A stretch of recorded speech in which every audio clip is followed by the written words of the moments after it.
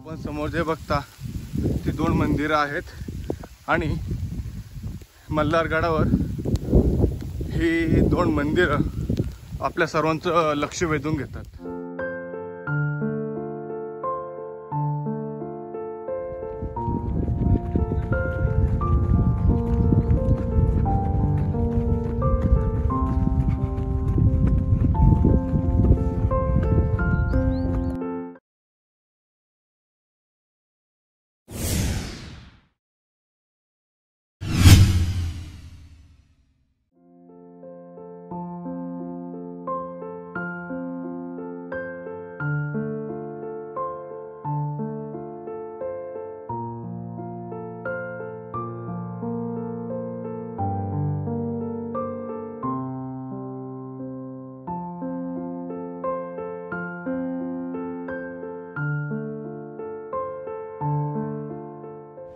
आता जो आपण ब्रिज पाहिला आणि ही नवी मुंबई महानगरपालिका पाहिली, तर हा जो आपण ब्रिज जो क्रॉस करतो ना, तो केल्यानंतर लगेच जो डाव्या हाताचा हा जो टर्न आलेला आहे ना, हा टर्न घ्या.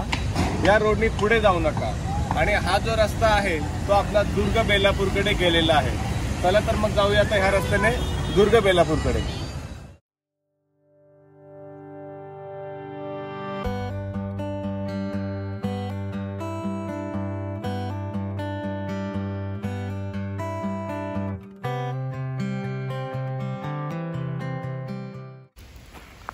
आता सांगितल्याप्रमाणे ह्या रोडने आपण सरळ आलो ना, इथे आल्यानंतर डाव्या साईडला बघा तुम्हाला एक असं गेट दिसेल आणि ह्याच गेटातून आपण किल्ल्याकडे जातो.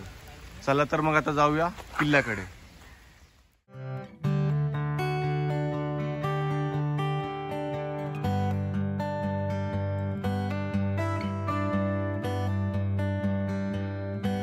शुभ सकाळ मित्रांनो, मी गणेश गायकर तुमच्या सर्वांचं पुन्हा एकदा one life one chance vlog मध्ये स्वागत करत आहे.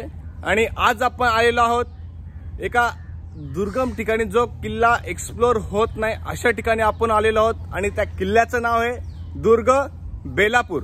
आणि आजची ट्रेक करण्यासाठी आपल्या बरोबर आले आहेत मयूर आणि नेहमीप्रमाणे सुनील. चला तर मग जाऊया दुर्ग बेलापूर एक्सप्लोर करायला. छत्रपती शिवाजी महाराज की जय. हर हर महादेव.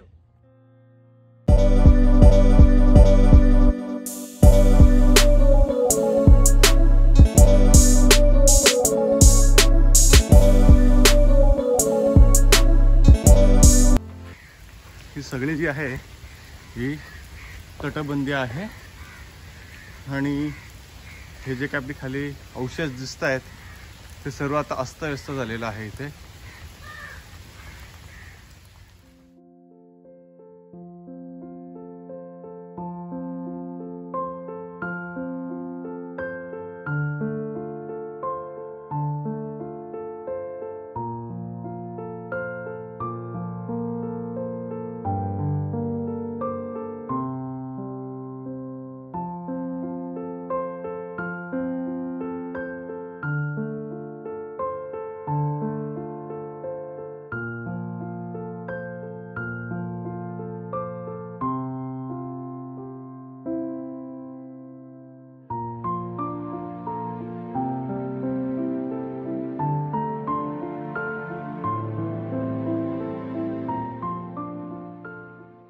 आता आपण ह्या किल्ल्यावर आहोत.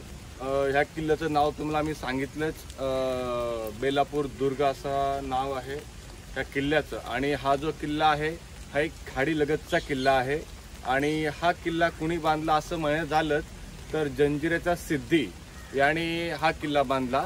आणि हा किल्ला बांधल्यानंतर हा किल्ला पोर्तुगीज व मराठा यांच्या साम्राज्यामध्ये सुद्धा येऊन गेलेला हा एक किल्ला आहे आणि नंतर हा किल्ला इंग्रजांच्या ताब्यामध्ये गेला.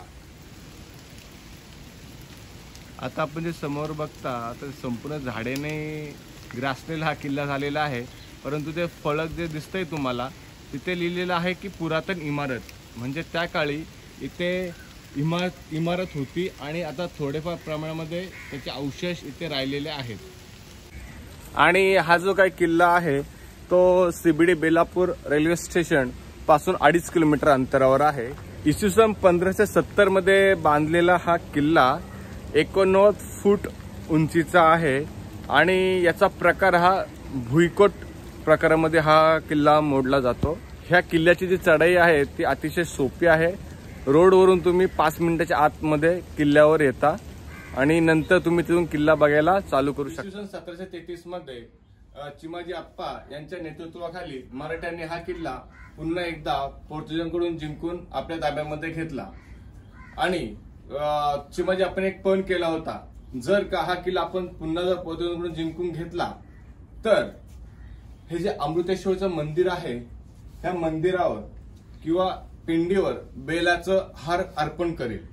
आणि ज्यावेळेस त्यांनी ह्या किल्ल्यावर अमृतेश्वर मंदिरामध्ये आल्यानंतर ज्यावेळेस बेलाचं हार अर्पण केलं त्यावेळेस या किल्ल्याला बेलापूर दुर्ग असं नाव देण्यात आलं। आता हा किल्ला बांधलेला आहे खाडीच्या जवळ, म्हणजे काहीतरी विशेष तर असणारच। आणि आमच्या वाचनामध्ये आलेला आहे की ह्या किल्ल्यावर एक भोगदा अस्तित्वात आहे किंवा होता आणि तो जो काही भोगदा आहे तो डायरेक्टली जात होता घारापुरी बेटाशी मिळायला।